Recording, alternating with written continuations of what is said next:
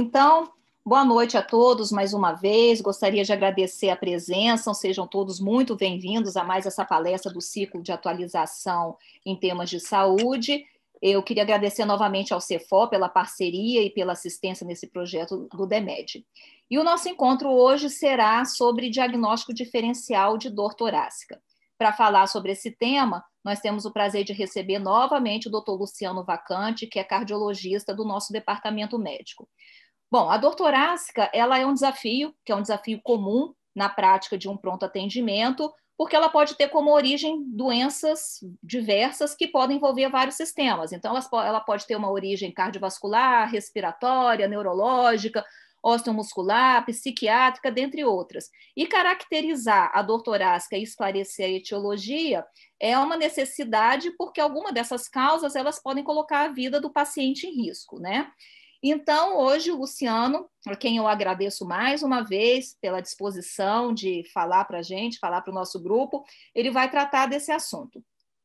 Antes de passar a palavra para o Luciano, eu queria pedir mais uma vez para que todos deixem seus microfones no mudo e falar que as perguntas poderão ser feitas ao final pelo chat ou verbalmente, levantando a mãozinha. E o pessoal do Cefop pediu para lembrar para que todos coloquem no seu celular ou no seu iPad o nome para que o Cefor possa identificar os participantes e colocar presença, tá bom? Luciano, então, com a palavra. Oi, pessoal, boa noite. Então, assim, é um prazer a gente poder de novo conversar com vocês. E a ideia é... Vou aqui compartilhar minha tela.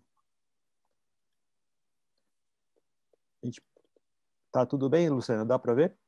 Tá dando para ver, sim. Então tá. A gente vai conversar um pouco sobre essa questão da dor torácica que a gente pega com muita frequência lá na nossa emergência, né? A dor torácica, assim, se a gente for olhar, por exemplo, um livro-texto de cardiologia, você vai ver que tem uma série de causas não cardíacas e cardíacas, e ficaria muito difícil a gente ficar conversando sobre tudo isso pela questão até do tempo, e faltaria, eu acho que também, a atenção para tudo. Então, eu selecionei assim o que eu acredito que são as causas mais comuns de dor torácica num pronto-socorro e as mais frequentes, além de serem mais frequentes, também eu coloquei as que têm maior risco, ou seja, para a gente ali no nosso dia a dia. Então, assim, para falar do diagnóstico diferencial, vale a pena a gente só recapitular um pouco a própria doença arterial coronária, que é uma das mais temíveis assim causas e muito frequentes também no pronto-socorro. E é um problema muito antigo, né? Esse daqui já era um problema lá dos nossos colegas médicos do Egito, né? Do Antigo Egito. Esse foi um trabalho, eu achei muito interessante, no American College, em que eles pegaram 52 múmias, e essa daqui é uma princesa egípcia por volta dos seus 40 anos, que viveu entre 1550 a 1580 antes de Cristo, né? Então a gente está falando aí de uma múmia de mais de 3.000 anos, né? E aí eles fizeram a análise da tomografia e o que eles acharam de interessante? Primeiro que a aterosclerose, de uma forma geral, nessas 52 múmias, aconteceu em 45% delas, ou seja, então essa doença já é uma doença muito antiga, não tem apenas a ver com o nosso modo moderno de viver, né? E dessas 52 múmias, 7% já tinham doença coronária. Se a gente considerar que era uma idade média entre 40 e 50 anos, a gente já via que, mesmo naquela faixa etária, já tinha doença mais avançada, né? Mas, assim, recentemente na história, Eberle foi o que primeiro definiu o que é uma angina clássica, né? E aí ele até coloca isso nesse periódico onde ele descreveu, que é um distúrbio do tórax, cujos sintomas ocorrem geralmente quando as pessoas estão andando, é uma sensação dolorosa no peito, que aparece como fosse extinguir a vida, né? E se as pessoas aumentam ou continuam o esforço, piora, e se elas param, o mal-estar desaparece. E ele ainda classifica que os homens são mais susceptíveis, principalmente depois dos 50 anos.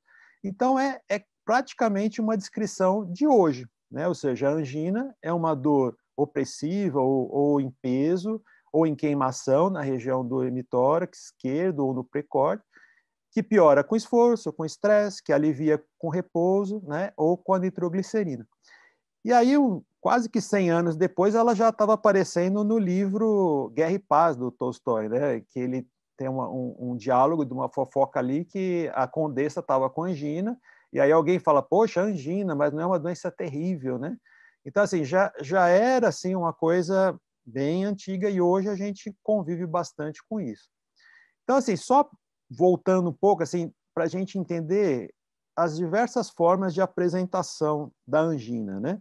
Então, em primeiro lugar, a gente tem que lembrar que existem as moléculas de LDL colesterol que estão circulando, muitas vezes ou elas estão em excesso, ou você já pode ter lesão no próprio endotélio, fazendo com que essas moléculas consigam passar essa barreira, a barreira endotelial, e lá dentro elas acabam sendo fagocitadas por macrófagos, formam as células espumosas, as estrias gordurosas, e que vai acarretar na formação da placa mesmo, né, da placa aterosclerótica. Nesse momento, existe um aumento pela progressão da aterosclerose, e aí há uma diminuição da luz, né? Esse momento aqui é o momento em que a gente vai ter a angina estável, que é aquela angina que acontece aos esforços, ao estresse e melhora com o repouso.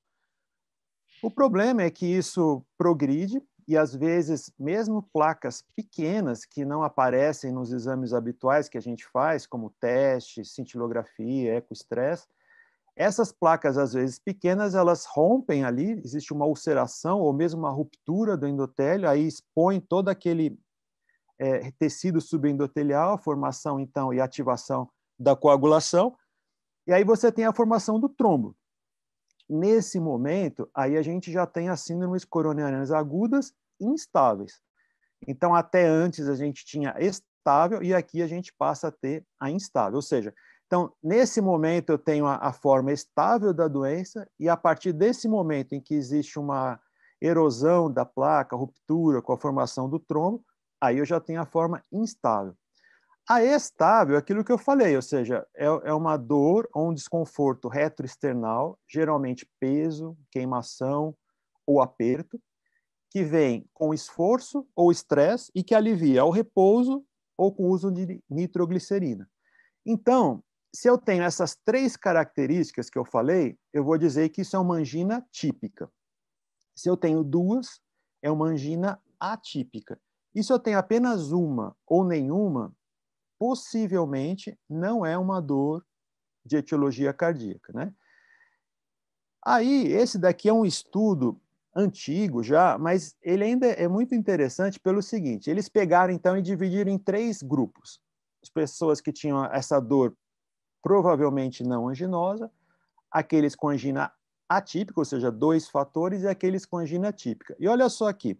Então, se a gente pegar uma mulher de 35 anos com uma dor atípica, ou seja, não, possivelmente não anginosa, a chance de que aquilo seja doença arterial coronária pode ser até de 20%, né? Ou seja, por outro lado, se eu tenho um homem por volta aqui dos seus 65 anos e que tem uma dor típica, a chance que isso seja doença arterial coronária é de 97%.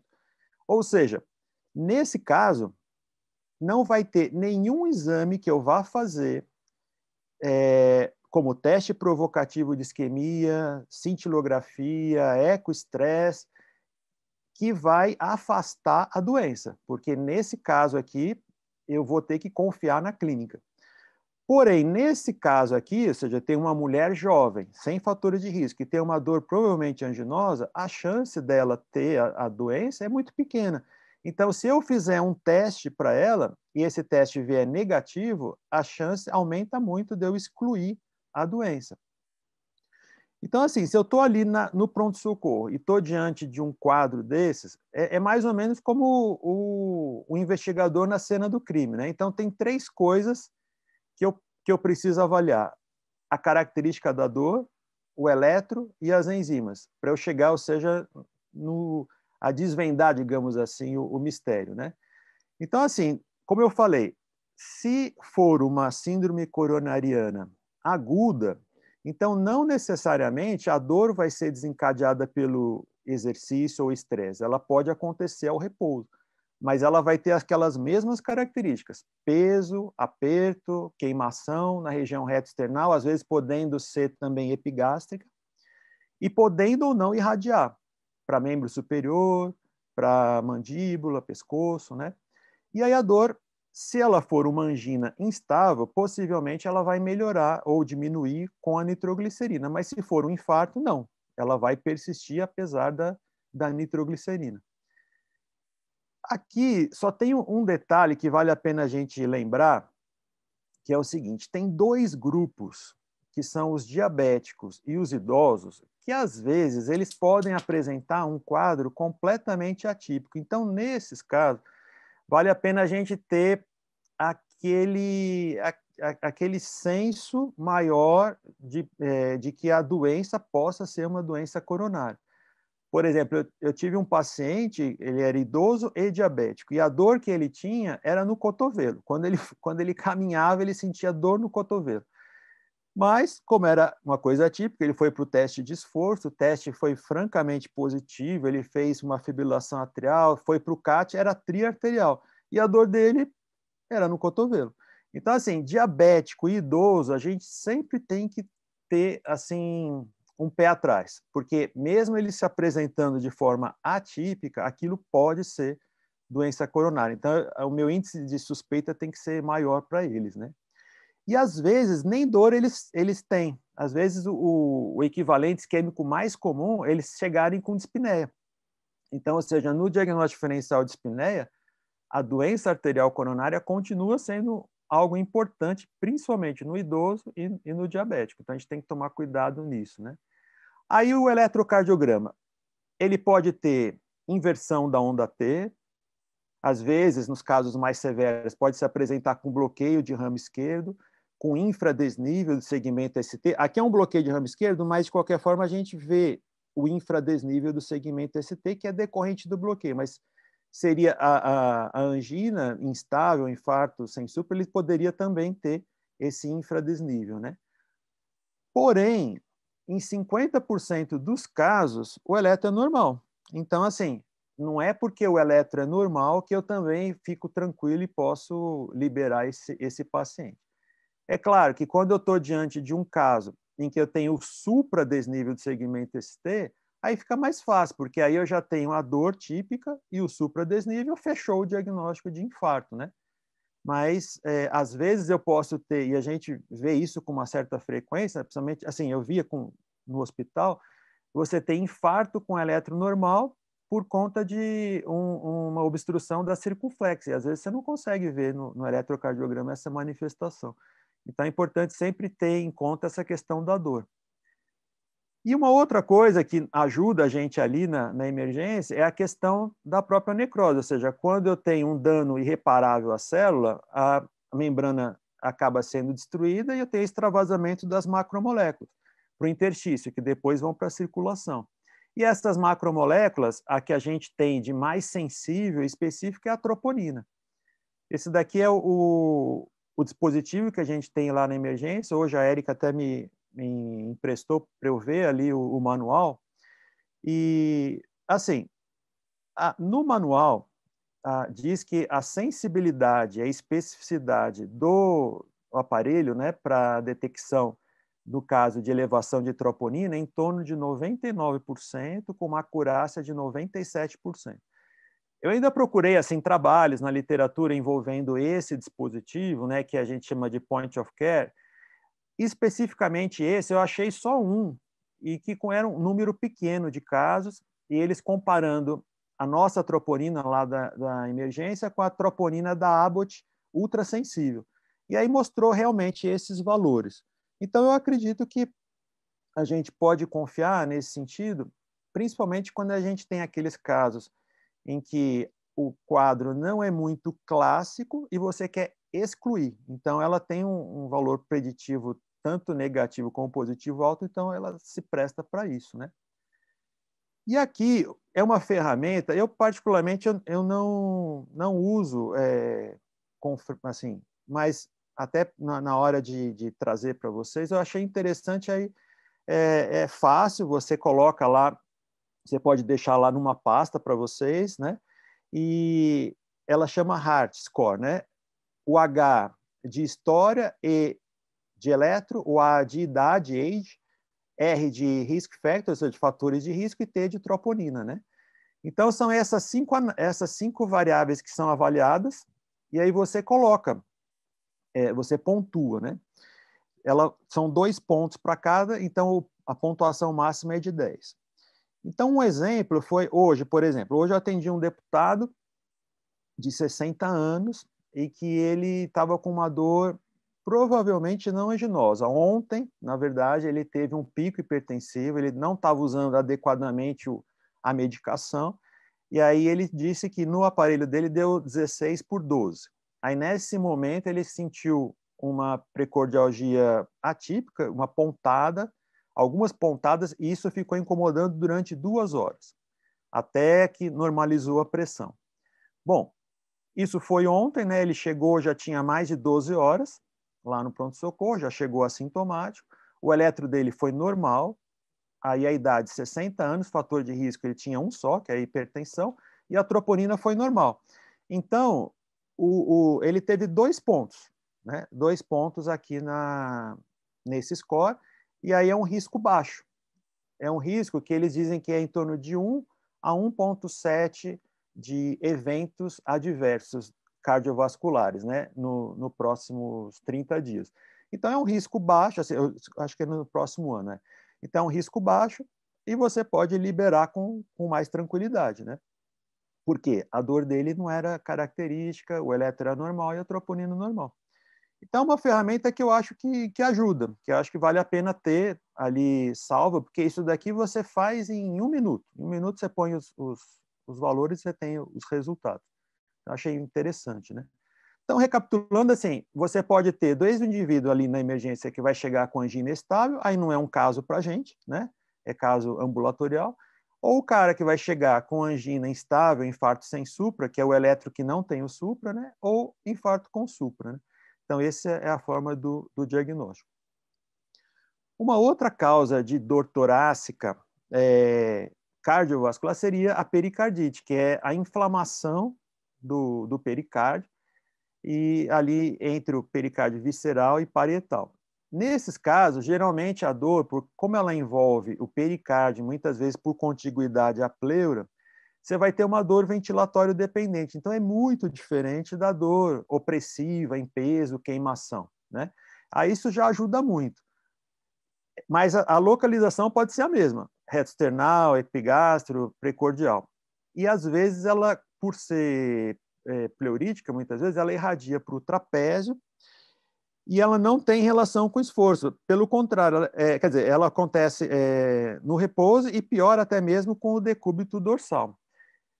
Eu, particularmente, eu nunca vi nenhum paciente assim falar para mim que assumiu essa posição e melhorou a dor. Mas, de qualquer forma, é descrito, né, na literatura, a prece maometana que alivia a dor.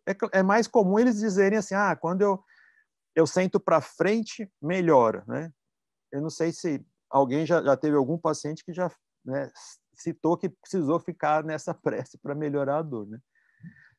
A vantagem é que no exame físico, a maioria vai ter aquele atrito, que é aquele, às vezes confunde com uma terceira agulha, mas é mais ou menos o som que a gente tem quando roça assim, o cabelo no couro cabeludo, sabe? Então, ajuda o diagnóstico, né? E no eletrocardiograma também, ele vai ter o supradesnível do segmento ST, só que o que é diferente é que o supradesnível ele não está restrito a uma área só. Ele acontece, por exemplo, aqui a gente vê o supra na parede anterior, V3, V4, D1, AVL, D1, D1, D2 e AVL. Ou seja, é como se ele tivesse, se fosse possível, um infarto anterior, lateral e inferior. E assim, acho que nem sendo corintiano para ser tão azarado de ter um infarto de 3 artérias ao mesmo tempo, né? Então, assim, é fácil pelo eletrocardiograma, então junta a dor que é um pouco característica, pleurítica. Tem o eletro com supra difuso. E o atrito, então, isso ajuda bastante a diferenciar. E é o perfil também. Geralmente a gente vai ter mais em pessoas jovens, em que não tem fator de risco para a doença. Isso já chama a atenção também, né? Se a gente fizer um ecocardiograma, pode ser que seja possível visualizar o derrame pericárdico, né? Claro que é um caso bem mais avançado, que você já tem tamponamento, e às vezes você vê o espessamento também pericárdico. Aqui um derrame pericárdico bem volumoso também. Mas às vezes o ecocardiograma pode também não pegar ainda na fase inicial nem o espessamento, nem o derrame, mas não significa que ele não tenha a pericardite, né? Uma outra doença que também é do sistema cardiovascular e que atrapalha bastante é a dissecção de aorta, mas como a gente viu lá na parte da crise hipertensiva, a dissecção é a ruptura, né, ou seja, do endotélio e a formação de uma camada de fluxo de sangue paralela à luz verdadeira, que a gente chama de luz falsa. Essa camada, ou seja, da luz falsa, ela progride muitas vezes, e das duas, uma, ou ela rompe, e aí é a morte súbita, ou tem um mecanismo de reentrada. Esse fluxo ele acaba fazendo a reentrada para a luz verdadeira. Se o indivíduo tiver sorte pelo tempo, ele pode coagular essa luz falsa e o processo parar por aí. Essa dor, ela também, assim, é uma dor muito diferente da dor do infarto, porque o indivíduo ele tem a sensação de que tem alguma coisa, eles até falam assim, que tem alguma coisa abrindo, tem alguma coisa rasgando mesmo. Eles usam bastante essas expressões, né? Então é uma dor realmente insuportável e com características diferentes, né? E aí, por causa da dor, você tem muito mais também sintomas adrenérgicos, né? Sudorese fria, náusea, vômito. E algo que ajuda muito é a presença de pulsos assimétricos, às vezes entre os membros superiores, às vezes entre os membros superiores e inferiores, né? E se você medir a pressão, você vai ver que tem uma redução da pressão, também uma diferença de pressão entre esses membros. Então, isso já ajuda ali, à beira-leito, a gente pensar mais no diagnóstico, né? Em alguns casos, quando eles pegam assim a raiz da aorta, aí pode ter uma insuficiência da válvula aórtica e você encontrar um sopro diastólico. Mas nem todos vão ter esse comprometimento da raiz da aorta. Mas é uma coisa que ajuda. No nosso caso, dificilmente, se acontecer de um paciente chegar com uma dissecção, dificilmente ele vai conseguir, e com a intensidade da dor, descer lá para... E nem é recomendável isso, descer para a radiologia para a gente fazer um raio-x. Mas no hospital, que é possível o raio-x e no leito, a gente pode ver o alargamento da aorta na sua porção ascendente, quando é uma dissecção do tipo A, né? Nesse caso da parede, da porção ascendente. E o ecocardiograma, mas aí, principalmente o transesofágico, que tem uma sensibilidade maior, ele pode conseguir visualizar o flapping, ou seja, que é justamente a ondulação da parede verdadeira e da falsa, né? E outro também, além do eco transesofágico, que faz o diagnóstico, a tomografia, angiotomografia, né, de aorta, em que você consegue diferenciar a luz verdadeira da luz falsa, né? Então a gente vê aqui essa divisão, que é justamente o que a gente chama de flap, né, da aorta. De qualquer forma, a gente no nosso caso, por exemplo, se a gente tiver um paciente que chegar com uma dor lancinante, geralmente hipertenso, se ele não estiver evoluindo para tamponamento, né? Então, ele chega muito hipertenso, sudoreico, náusea, vômito. O nosso diagnóstico vai ter que ser feito, pelo menos a suspeita vai ter que ser feita ali, à beira-leito, porque a gente vai ter que transferir ele o mais rápido possível. Não vai dar para a gente pensar nessas outras coisas, né? Porque podemos até tentar fazer o eco à beira-leito e ele, se tiver sorte, o transtorácico, de conseguir ver, mas nem isso, mas mesmo que ele não veja, não é motivo para excluir o diagnóstico. A embolia pulmonar, agora, para nós, então, que estamos atendendo ali o pessoal da COVID, é um diagnóstico que a gente sempre fica com medo também, porque agora se tornou um pouco mais comum por conta da doença, né? Então, a gente lembra que a maior parte dos êmbolos, eles vêm lá dos membros inferiores. Geralmente, pacientes com fatores de risco, ou seja, idade mais elevada, paciente pós-operatório, principalmente cirurgia ortopédica, quadril, joelho, ou outras grandes cirurgias, pessoal que ficou imobilizado, né? A COVID atualmente, né?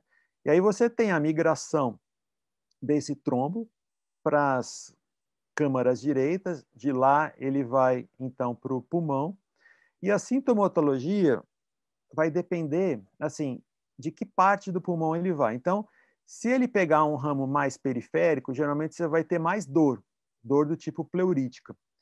Se ele for um trombo maior e for central, geralmente você vai ter mais sintomas de baixo débito. O fato é que é algo que a gente tem que sempre ter em mente, ou seja, essa possibilidade, e que não é, digamos assim, algo fácil de se fazer o diagnóstico, né? A dor, ela pode ser, na maior parte das vezes, do tipo pleurítica, mas nem sempre. Às vezes pode ser também uma dor do tipo opressão, quando pega assim mais êmbolos centrais, né? E a dispneia. Geralmente, assim, esses são os dois sintomas mais comuns do tromboembolismo, né? Os outros sintomas e os outros sinais vão acontecer em média assim, em menos de 10% dos casos. Então, por exemplo, a hemoptise, né? Às vezes a taquipneia, às vezes a taquicardia, não acontecem, mas assim numa proporção menor. Então esses dois são os que a gente vê com mais frequência. Quando o trombo já é grande, aí e por ser maior, ele pode então causar hipovolemia, porque você vai ter uma diminuição do débito cardíaco à esquerda. E aí, muitas vezes, esse indivíduo pode ter síncope por conta disso. Hipertensão pulmonar, então, na ausculta, a gente pode encontrar uma P2 mais hiperfonética, né? E, às vezes, a própria insuficiência cardíaca direita, levando a um débito cardíaco esquerdo menor. Mas esses são os casos de trombos mais maciços mesmo, trombos maiores, né? Assim, uma vez tinha uma paciente que ela, lá na UTI, ela chegou, ela nem sabia ainda, mas ela teve um quadro de síncope e depois foi descoberto um câncer de pâncreas nela, né? Então, ou seja, e ela evoluiu com esse quadro de insuficiência direita, acabou sendo trombolizada, melhorou, mas aí na evolução acabou sendo descoberto esse câncer de pâncreas. Para embolia, existe esse score de Genebra e o score de Wells, que também pode ser deixado lá, eu acho que ajuda, eu acho que ali na emergência, acho que é uma ferramenta a mais, e que você tem pontuação por cada uma dessas variáveis, né? E aí você vai dizer que se ele tiver entre 0 e 3 pontos, no caso do Genebra, é baixa probabilidade, 4 a 10, intermediária, e acima de 11, alta probabilidade, no caso do score de Genebra.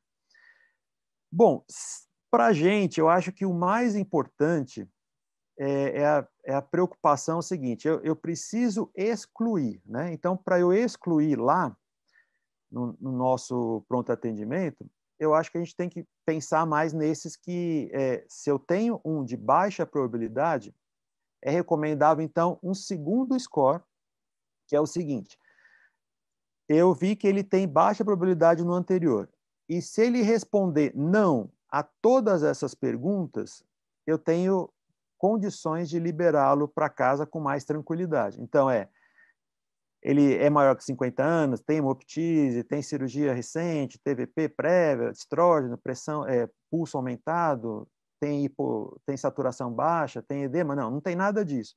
E o score anterior era baixo, então com isso eu consigo diminuir a chance, poder liberá-lo com mais tranquilidade. Mas se o score anterior for intermediário ou alto, nem adianta eu usar isso daí. Aí eu tenho que continuar na investigação. O eletro, aquilo que a gente vê muito descrito assim na literatura, ele vai acontecer em menos de 20% dos casos, que é aquela história de você ter uma onda S grande em D1, uma onda Q em D3 e uma onda T invertida em T3. Então, é o S1, Q3, T3. Eu, particularmente, assim, eu só vi isso em 2 pacientes até hoje, e esses 2 eram maciços, eles eram trombos grandes, e aí por isso que eu vi. O mais comum é a gente ver isso aqui, que é só o bloqueio de ramo direito, que é esse alargamento do QRS com onda RR' e onda S em V6. Então, esse sim é mais frequente. Agora, esse padrão, não espere, porque muitas vezes ele não vai aparecer. E o raio-x, com aquelas alterações clássicas também, que a gente, ele também não é muito frequente, a sensibilidade é baixa. Então, que é aquela oligoemia, né, que é o sinal de Westmark, o tronco da pulmonar dilatado, que é o flash, aquela consolidação em cunha, que é o Hampton, né? É mais comum a gente ver essas atelectasias e, às vezes, o derrame pleural e a cúpula, muitas vezes diafragmática elevada. Esses são mais comuns, a cúpula elevada e a atelectasia, né? Mas, diante de um paciente, sempre lembrar que, mesmo que a gasometria seja normal, mesmo que o ultrassom de membros inferiores normal, o eletro normal e o raio-x normal, isso não necessariamente vai excluir. É claro que se ele tiver uma probabilidade baixa, isso diminui muito, né? E aí, o que a gente precisa, então? Fazer o dedímero. E eu vi lá com o Isaquiel, lá do laboratório, e ele me mandou também a bula do qual que é usado lá, né, no laboratório. E a gente tem na emergência, que é o point of care lá também, que ele faz o dedímero, e tem o do laboratório. O do laboratório, o valor preditivo negativo dele é muito alto, é de 99%. Eu vi uns trabalhos envolvendo assim uns 1.200 pacientes, então já é um trabalho assim com uma casuística bem maior, né? Então, se eu estou diante de um paciente de risco baixo ou mesmo intermediário e eu faço, né, um dedímero e ele vem negativo, eu tenho mais segurança de liberá-lo. Agora, se eu tenho um paciente de risco alto, mesmo que o dedímero venha negativo, esse aí eu já não consigo fazer essa liberação com segurança. Então, de uma forma resumida, é o seguinte, eu faço os scores. Ele tem risco baixo? Eu excluí, fiz aquele outro score, ou seja, o risco realmente é baixo. O eletro é normal, o raio-x normal, o dedímero normal, pronto, esse daí está tranquilo, né? Agora, se eu tenho um indivíduo de risco intermediário, aí já, de risco alto, aí eu tenho que mandá-lo para o hospital mesmo, porque aí não tem jeito. Hoje mesmo também, por coincidência, atendi uma senhorinha, aliás, faltava 15 minutos para eu ir embora, aí chegou uma senhorinha que era um retorno. E ela era essa terceira semana dela com Covid. Só que ela fez uma pneumonia por Covid, comprometeu 10%, usou Clexane no início, usou também azitromicina e ainda ela sentia que ela estava com tosse e por conta dos episódios de tosse ela ficava mais cansada, né? Eu acho que até tudo dá para se explicar. Ela 77 anos. O problema é que, além da idade, ela era hipertensa e diabética. E hoje, esses fatores de risco para doença arterial coronária, para aterotrombose, que antes a gente pensava assim, não, mas isso é trombo branco, né? Não tem a ver com trombo de embolia, que é trombo vermelho. Hoje, as coisas estão um pouco diferentes. Hoje já se sabe que é um contínuo, então existe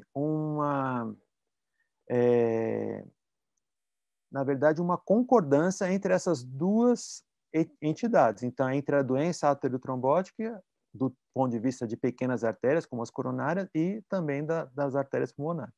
Então, ou seja, era uma paciente assim cheia de fatores de risco, né? E para piorar, teve Covid também. E aí pediram o dedímero para ela. Aí o nosso dedímero, ela veio com quase 1.600 de dedímero, sendo que o normal do nosso a nota de corte dele é de 500. Só que para idoso, o pessoal diz assim, que para idoso é interessante você multiplicar por 10 para saber o valor normal dele. Então, por exemplo, ela com 77 anos, o valor normal para ela seria 770. Aí ela me vem com esse de 1.500. E o dedímero, a gente sabe, assim, ele é muito sensível, mas ele é pouco específico. A especificidade dele é em torno de 50%, então é quase que caro ou coroa. Na verdade, assim, eu até considero que eu deveria ter mandado ela para o hospital para ficar internada e fazer uma anjo-CT para poder realmente afastar a possibilidade de trombo, né? Mas aí vem aquela coisa, vozinha, né, 77 anos, nós estamos aí nessa situação de pandemia, ela está saindo aí da Covid, eu pensei, não, vou começar, eu falei, fiz uma coisa que, sinceramente, eu ainda estou assim com o coração apertado, né? Comecei a anticoagulação para ela e pedi a tomografia e o Doppler de membros inferiores, né? Mas, assim, eu acho, assim, que se não fosse esse período de pandemia, o ideal nesses casos, assim, que você tem uma suspeita, né? E no caso dela seria intermediária a probabilidade de repente, mandar mesmo para o hospital para começar esse tratamento intra-hospitalar, né? Esse daqui foi um caso que eu tive uma vez. Eu achei interessante que eu trabalhava em dois lugares diferentes, né? E eu atendi esse paciente primeiro num hospital, ele foi para a UTI, era um paciente paraplégico e ele teve sintomas de TVP e TEP, né? E aí, no ecocardiograma dele, esse é um eco antigo, né? Então já tem mais de 20 anos, foi possível visualizar os trombos aqui livres no VD, e a gente vê também uma dilatação importante das câmaras direitas, né? Então, isso ajudou bastante o diagnóstico. E aí, ele foi tratado com anticoagulante e tudo mais, e aí, por coincidência, eu não lembro assim, você acha que ele parou o anticoagulante antes dos 6 meses. E aí, de novo, ele teve os mesmos sintomas, e por incrível que pareça, eu estava atendendo no pronto-socorro de outro lugar. E aí eu lembrei dele, assim, e foi feito de novo o eco, tudo, e mostrou que ele estava novamente com trombose. Mas aí é mais fácil, né, quando o eco mostra uma coisa dessa. Mas o eco, ele não tem a sensibilidade suficiente para a gente poder afastar, porque a maioria não vai ser assim, de comprometimento hemodinâmico para alterar as câmaras direitas ou para você conseguir visualizar o trombo, né? Isso não é muito comum, né? O mais comum mesmo é a gente pedir a anjo-CT, no caso, porque aí você vê a falha de enchimento na artéria pulmonar e faz o diagnóstico do TEP, né? E aí agora, já caminhando para o fim e mudando agora, indo para as causas não cardíacas, mas que são relativamente comuns, já não são perigosas, mas são relativamente comuns, a gente tem o refluxo gastroesofágico, que a Kátia está aí nos assistindo, ela pode falar bem melhor do que eu isso daí, mas assim, não é muito comum a queixa principal ser a dor torácica nesses casos do refluxo, mas de vez em quando a gente tem esses pacientes em comum, né, e você acaba vendo paciente que vem com queimação reto-external, aquela sensação de regurgitação também reto-external. E a diferença da dor, no caso torácica, é porque ela piora depois das refeições, ela melhora com decúbito, melhora com o tratamento específico, né, com antiácido, com inibidor de bomba, né, e acaba sendo um pouco mais fácil de fazer o diagnóstico. Uma coisa que às vezes confunde, e é muito parecido, é o espasmo esofagiano, por exemplo, a pessoa que toma um líquido gelado muito rápido, né, e às vezes tem esse espasmo e essa sensação de pressão reto-external, que é muito parecida com a angina. A diferença é que não é desencadeada pelo esforço. Geralmente tem um antecedente desse que ajuda, né, no diagnóstico. Essa, sim, a dor osteomuscular, é uma das mais comuns. Ainda bem que assim, essa é uma das mais frequentes assim no nosso atendimento. Geralmente é um indivíduo que tem um antecedente, ou seja, de atividade física. Às vezes não, mas é comum ele ter um antecedente de atividade. E dessas osteomusculares, a mais comum é a costocondrite, que é uma dor bem localizada, a pessoa consegue apontar o dedo assim onde está doendo mesmo, é bem pontiforme. É uma dor que é ao repouso, muitas vezes por conta da inspiração, ela piora ou piora com a tosse, porque você movimenta, né, o gradil costal. E uma coisa que ajuda muito é que você palpa e o indivíduo sente dor. Então, se você está diante de um quadro desse, você não precisa nem fazer eletro, porque isso daí é muito mais tranquilo, né? Da gente poder liberar. E é algo muito comum, né? No nosso atendimento lá, a gente tem bastante paciente que vem com esse, tanto no ambulatório como na emergência. E, por fim, a dor psicogênica, eu comentei na outra aula de hipertensão, esse daí foi o caso de um. Na verdade, não é um caso isso daí. Isso daí eu estava passeando e lá em Bonito, e aí o caixa era um rapaz assim dos seus 19, 20 anos, e ele tinha essa tatuagem no braço, né? Aí eu perguntei para ele se ele sabia o que era isso. Ele falou: "Não, eu sei, isso daí é ansiedade generalizada. Eu mandei tatuar porque eu toda hora ia no pronto-socorro com dor, com palpitação, e aí eles achavam que era coração, então me faziam exames, aí eu já resolvi tatuar, que assim ficava mais fácil, que assim eles já viam que eu era ansioso e pronto. E a dor psicogênica, ela também assim tem uma característica muito diferente, que ajuda bastante o diagnóstico. Ela é pontiforme também, são geralmente umas pontadas que duram segundos, assim, menos do que 30 segundos. Ou, às vezes, é uma dor difusa, né? Dói o hemitórax direito, dói o hemitórax esquerdo, e que dura horas também. Então, assim, ou ela tem um extremo de ser pontada fugaz, ou ela tem o outro de ser uma dor prolongada, difusa, né? Geralmente, ela acontece também ao repouso, ela não tem relação com nenhuma atividade física, e é muito comum esses pacientes, além da dor, eles se queixarem da tal dispneia, né? Ou seja, eles falam que parece que o ar não completa, tem uma sensação de bolo aqui na garganta. Então ajuda muito assim o diagnóstico e geralmente são pessoas mais jovens também, sem fatores de risco. Então é algo que acontece com bastante frequência, né? Eu até diria que assim uma das causas mais comuns no nosso atendimento e não só do nosso, mas mesmo quando eu trabalhava em pronto-socorro também específico, cardiológico, é dor ósseo-muscular e dor do tipo psicogênica, são as mais comuns. Aí, é claro que a gente sempre tem que fazer essa diferenciação, porque no meio de tanta coisa que às vezes simples, pode aparecer algum caso mais complicado. Então, eu acho que o mais importante para a gente pensar é o seguinte: a dor é uma característica bem clássica, assim, para ajudar bastante o diagnóstico diferencial, mas se a gente está, de novo, diante de idoso e diabético, tomar muito cuidado, porque às vezes eles podem se apresentar de uma forma completamente atípica. Já tive também paciente com dor na região mandibular que primeiro foi ao dentista achando que era problema de canal, alguma coisa assim, e era angina, na verdade, que a pessoa tinha. E era por também idoso e diabético, né?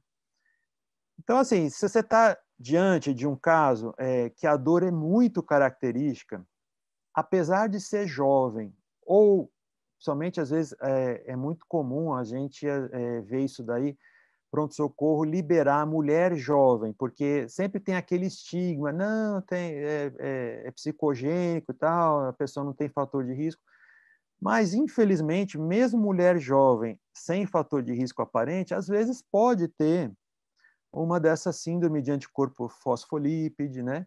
Às vezes pode ter o que é muito comum, às vezes ela tem um fator de risco familiar importante, é tabagista, e é jovem, mas aí sempre valorizar a dor.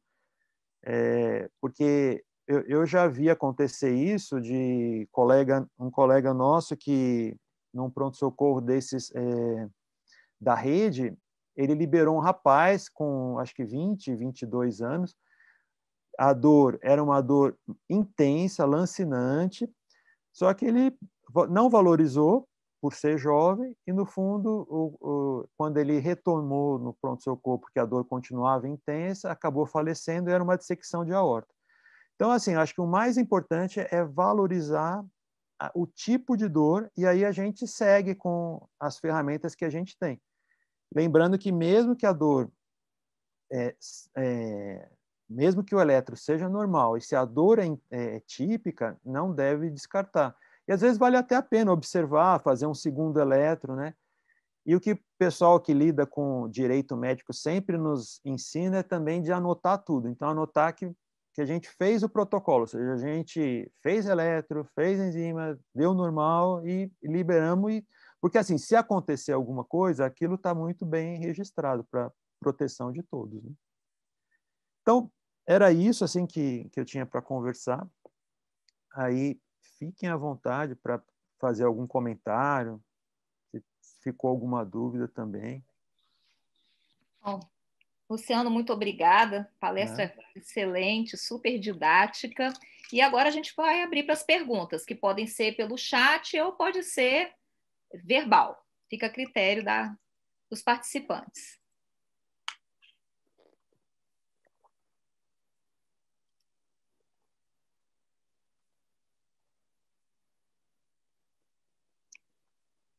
Nenhum questionamento? Todos estão inibidos? Sim, a Marília está perguntando aqui qual é a melhor analgesia para dor anginosa. Então, se for só, por exemplo, uma angina instável, aí ela vai diminuir bastante com a nitroglicerina. Então, com o Tridil ali na emergência, a gente diminui bastante. Se for estável, aí a gente vai usar um beta-bloqueador. Mas se for instável, vai precisar da nitroglicerina. Agora, se ela for um infarto mesmo, aí só a nitroglicerina não vai ser suficiente. A gente vai precisar usar a morfina. Você sabe que eu não sei se a gente tem morfina, ou o tramadol, né? Agora eu nunca precisei usar a morfina lá na emergência. A Fabrícia está falando que nós temos, sim. Uhum. Então, aí a morfina, ela vai ajudar bastante.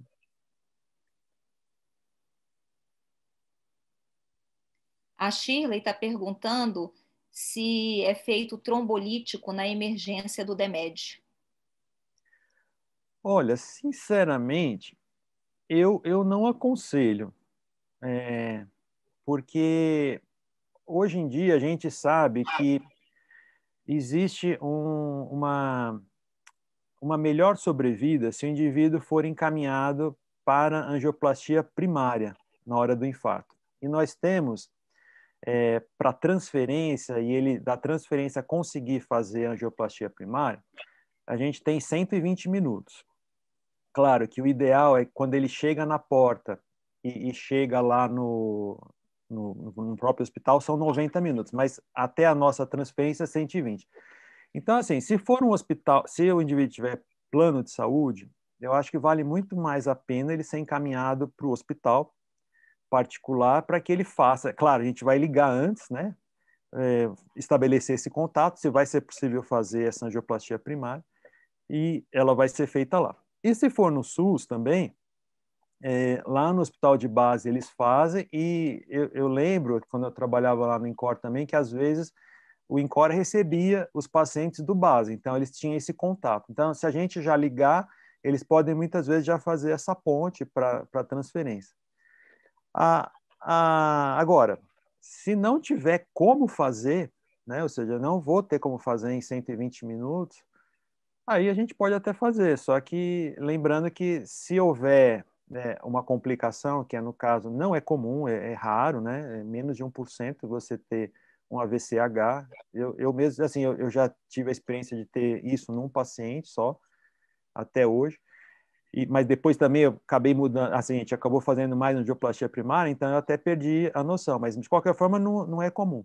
Mas eu acho assim que vale sempre a pena a gente ligar para o serviço e transferir, porque além de ser superior, né, diminui a chance de alguma complicação lá no serviço. Luciano, a Carol está perguntando se na dissecção de aorta pode ter sintomas neurológicos por pegar a carótida. Pode. Às vezes o indivíduo pode aparecer, inclusive, já chegar com plegia. Às vezes, uma vez eu tive um paciente lá na UTI que ele teve paraplegia dos membros inferiores, porque dissecou para baixo, né, e pegou as artérias. Mas às vezes pode. O que não é comum, mas também pode acontecer, ele ter o azar de pegar a coronária direita e chegar com duas coisas. Ele tem a dissecção e infarto, né? Mas, graças a Deus, isso não é comum, não. Uhum. A Carol está fazendo aqui um comentário que o pessoal na aula do infarto falou que poderia fazer a trombólise na emergência do DEMED para evitar o risco do coração isquêmico, né? Mas... Não, poder, eu também achei, poder pode, mas é o tal negócio. Eu tenho um procedimento que é angioplastia primária, ou seja, eu desobstruir a artéria e já colocar um stent que é superior à trombólise. Isso, os estudos não deixam dúvida que é superior. Isso diminui tamanho de infarto, diminui mortalidade. Então, assim, se eu tenho uma ferramenta que é superior e eu posso fazer, né, por que não fazer, né? Então, assim, que pode fazer lá, assim, se eu não tiver opção, tudo bem. Mas se eu tenho opção, então acho que vale a pena sempre a gente telefonar antes e falar, olha, estou encaminhando o paciente para fazer angioplastia primária. Aí, se acontecer de não poder, a gente até poderia fazer. Mais alguma pergunta para o Luciano? A Marília está perguntando, se fizer a trombólise, pode fazer a angioplastia quanto tempo depois? Então, a gente chama isso de angioplastia de resgate. Então, por exemplo, isso acontecia também lá no básico. Às vezes a gente estava lá no Encore e aí o que eles faziam? Lá eles não, às vezes eles não tinham alguém que fizesse angioplastia primária porque a sala estava ocupada ou não tinha pessoal. E aí então eles faziam a trombólise. Aí a trombólise não mostrava sinais de redução do trombo, ou seja, o supra não diminuía, a dor continuava. Então, nesses casos, eles pediam a transferência para fazer angioplastia lá no Encore. Aí a gente chama isso de angioplastia de resgate. Pode fazer sim. Aliás, deve fazer se não houver melhora. Porque se houver melhora, se a dor desapareceu e o supra diminuiu pelo menos 50%, aí não precisa fazer, aí só precisa ir para o hospital para continuar a internação, né? Uhum. Mais alguma pergunta? Os colegas estão parabenizando. A Carol está falando que na aula de IAM o professor foi tão enfático no risco de ficarmos com um paciente com infarto, no risco até de um paciente ter uma parada cardiorrespiratória no transporte, que seria melhor trombolizar no DEMED. Ela está fazendo essa consideração. Então, eu não sei, isso daí, sabe o que isso me parece, assim? Me parece, assim, o pessoal do serviço público que não quer assumir o paciente, entendeu? E aí eu não sei, eles falam, não, faz aí mesmo e não transfere. Às vezes acontece muito isso. Porque eu não, assim, de novo, eu não vejo, assim, por que você consegue em 20 minutos chegar, digamos, no hospital de base, ou em 20 minutos você chega lá no Instituto do Coração, ou você chega no Hospital do Coração.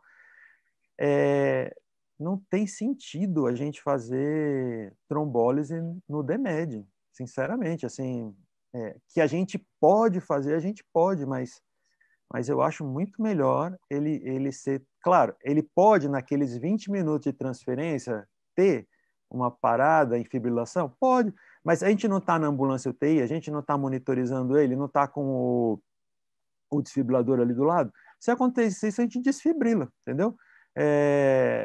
Agora, dizer que é melhor fazer, não, melhor assim, isso já está muito bem estabelecido já há muito tempo que a angioplastia primária é melhor. Então, e sem contar que assim, nós não temos experiência de fazer, e eu digo nós porque assim, acho que a última trombólise que eu fiz, olha, deve ter mais de 20 anos, porque desde que a angioplastia no infarto chegou, qualquer hospital de cardiologia, faz angioplastia, entendeu?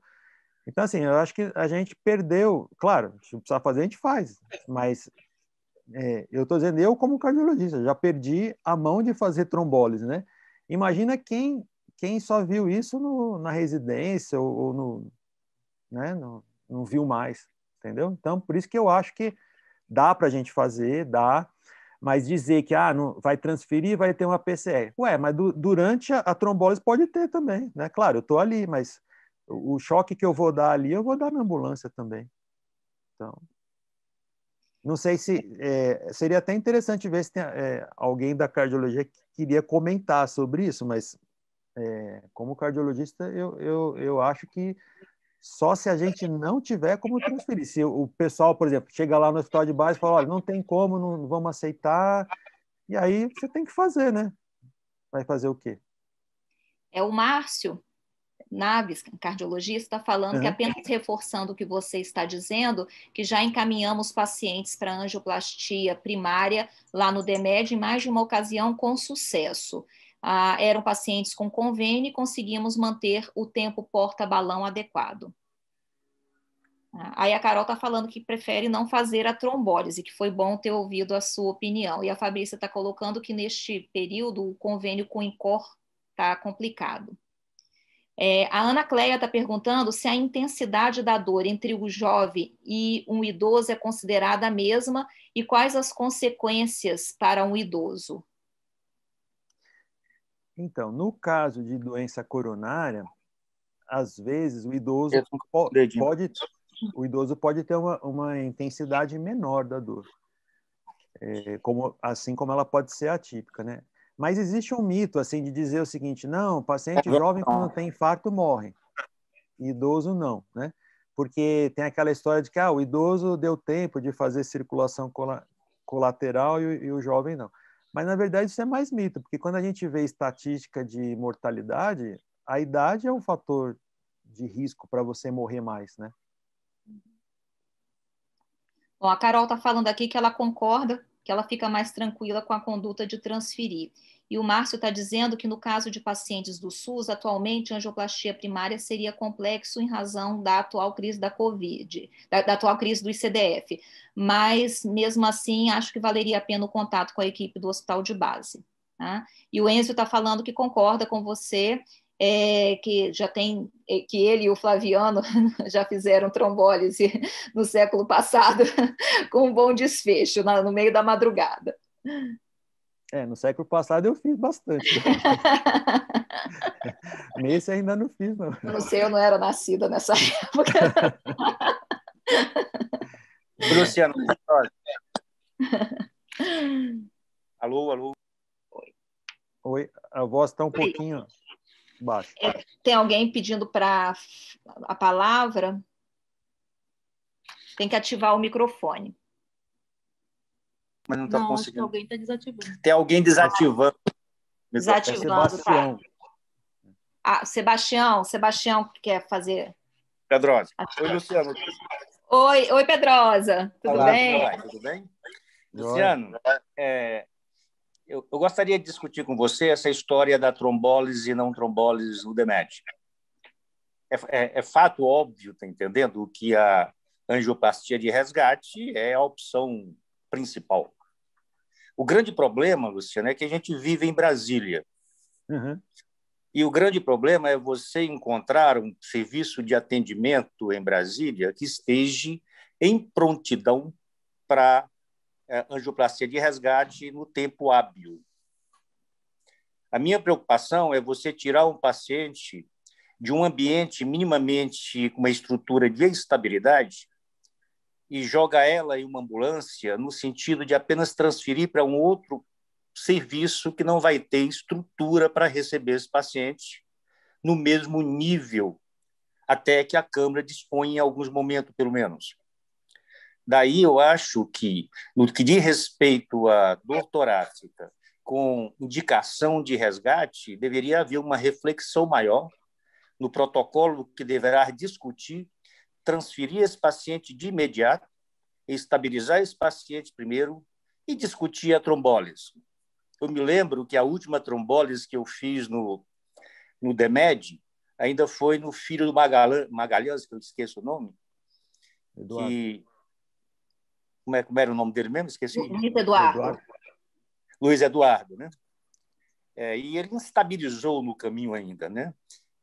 E foi para uma UTI que veio tentar fazer angioplastia pelo menos umas 7 horas depois, porque não existia serviço de prontidão naquele momento. Eu não sei se Brasília mudou muito, mas a minha sensação é que, com exceção do INCOR, não há outro serviço em condições de dispor de angioplastia no tempo hábil ainda hoje. Eu não sei como é que está a situação, eu gostaria de te ouvir sobre isso. Não, eu concordo com você, Sebastião, no sentido assim de que a gente precisa manter um contato, ou seja, precisa telefonar e perguntar. Então, assim, se eu realmente não tiver condições, se ele me falar, não vai ter condições de fazer, né, em até 2 horas, aí a gente pode fazer, né? Embora eu não acho que seja o ideal, mas a gente pode fazer. Agora, hoje em dia, você tem os centros assim que fazem angioplastia primária com mais frequência. Então, por exemplo, o Hospital do Coração, que para a gente não é tão longe assim, no final da Asa Sul, eles fazem angioplastia primária independente do horário. Eles têm 4 hemodinamicistas lá, então eles conseguem fazer isso, não tem problema. Eu não sei se os hospitais da Asa Norte estão fazendo, mas pelo menos a gente sabe que lá no Hospital do Coração funciona. Então é uma questão de... Eu trabalhei lá um período pequeno, vi fazendo em vários horários, finais de semana, inclusive, tudo, e isso já faz muito tempo, né? Hoje em dia ainda é muito mais tranquilo fazer isso. Então, assim, eu acho que se o paciente tem convênio, eu acho que vale a pena. E aqui eu coloco o Hospital do Coração, não tem nada a ver com eles, eu não estou recebendo nada, eu já trabalhei lá há muito tempo, nem estou mais lá. Mas é um lugar assim que tem bons resultados e que a gente pode ter sempre o telefone e encaminhar para lá. Agora, se é do SUS, vale a pena telefonar lá para o hospital de base e perguntar, olha, a gente tem um paciente assim, a gente pode encaminhar para fazer angioplastia primária? Se eles falarem, a gente não vai fazer, aí a gente faz a trombólise, né? Mas acho que vale a pena tentar, porque esse transporte de UTI, veja, o que pode acontecer ali, de ter uma fibrilação ventricular, pode acontecer, claro, na emergência, na ambulância. Mas o procedimento vai ser o mesmo, a gente vai desfibrilar e vai voltar, ou seja, e tem justificativa para isso, do ponto de vista científico, tem justificativa, e do ponto de vista legal também. Então, assim, a gente tem um procedimento que é superior ao que a gente disponibiliza. Então, se acontecer de, eventualmente, ele vier a falecer no meio, a gente tem justificativa para isso. Ok. Obrigado pela atenção. O Enzio e a Marília estão colocando aqui que o HCOR tá fazendo, se o paciente tiver convênio. Bom, o Lúcio está dando parabéns pela aula e fez uma consideração aqui que gostaria de lembrar que para trombólise existem várias contraindicações a serem lembradas pelo risco do AVC hemorrágico.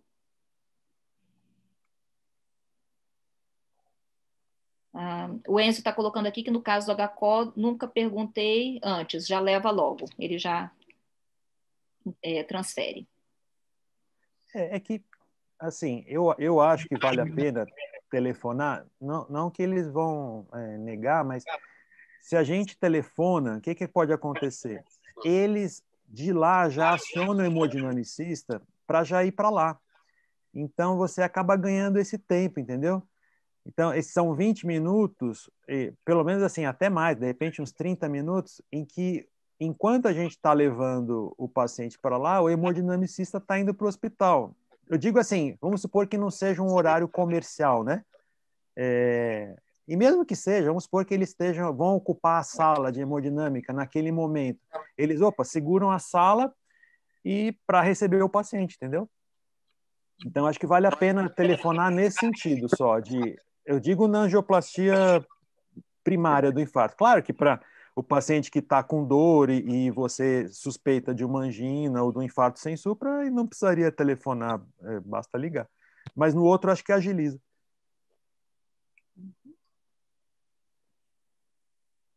Ok. Bom, então, a palestra, né, excelente, não tem a menor dúvida do quanto que ela contribuiu, que ela agregou para todos nós, e além da reciclagem no tema, a gente agora vai ter um vasto material aí para poder elaborar o POP do nosso serviço. Luciano, então, mais uma vez, muito obrigada. Antes de encerrar, eu só gostaria de comunicar que nós vamos dar uma pequena pausa nessas palestras de 2 semanas. Eu vou sair de férias na próxima segunda-feira e retorno dia 5. E aí nós daremos continuidade ao projeto. A próxima palestra do dia 8 de abril vai ser da doutora Larissa, nossa otorrino. Ela vai falar sobre tonturas e vertigens no pronto-socorro, que foi um tema bastante solicitado nas avaliações. Aliás, eu queria lembrar, reforçar que é importante responder às avaliações que o CEFOR envia, porque é um feedback muito bom para nós, tá? Bom, aí em seguida, no dia 15, a doutora Soraya Almeida, do SAMU, vai falar para a gente sobre suporte básico e suporte avançado de vida. No dia 22, nós teremos um convidado internacional, o doutor Fabiano, vai falar direto do Canadá. Ele vai falar sobre emergências psiquiátricas num pronto-socorro de clínica médica. E na semana seguinte, como continuação do tema, a psicóloga Virgínia Turra, ela vai falar do trauma psicológico na emergência, no pronto atendimento de clínica. Chegou um paciente com trauma psicológico, como que deve ser essa abordagem, tanto pela equipe da recepção, da enfermagem, médico, como conduzir esses casos, tá bom? Então, gostaria de agradecer novamente a participação de todos, desejar uma boa noite, uma boa sexta-feira e um bom final de semana. Luciano, obrigada mais uma vez. Obrigado a vocês também. Obrigada, Luciano. Obrigada, Tchau. Rosana. Tchau, tchau.